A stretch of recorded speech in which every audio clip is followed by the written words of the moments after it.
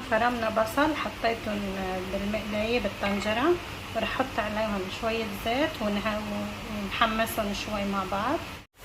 هلا هيك دبلت البصلة، رح نزل عليها اللحمة المفرومة، يعني شوي ما بتكتري بس كطعمة ونكهة. حطيت لهم كمان معلقة زبدة كمان بتعطيهم نكهة طيبة. رح انزل عليهم بالفطر،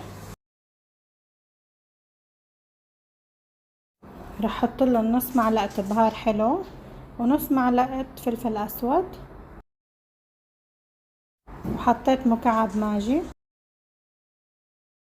بنحركهم شوي. حطيت عليهم فلفل رومي كم قطعة هيك. رح انزل عليهم بكريمة الطبخ، رح اضيف عليهم الحليب هلا كمان.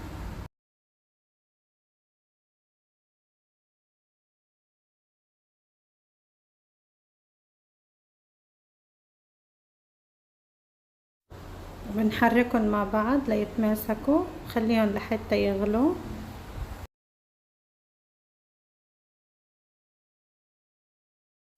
رح اتركها لحتى تغلي. رشينا شوية ملح.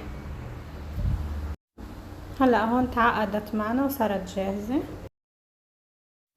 هلا هيك جهزت وصفتنا، شوربة الفطر بالكريمة واللحمة المفرومة. فيكن تقدموا حدا رز تاكلوها مع رز كمان كتير طيبة.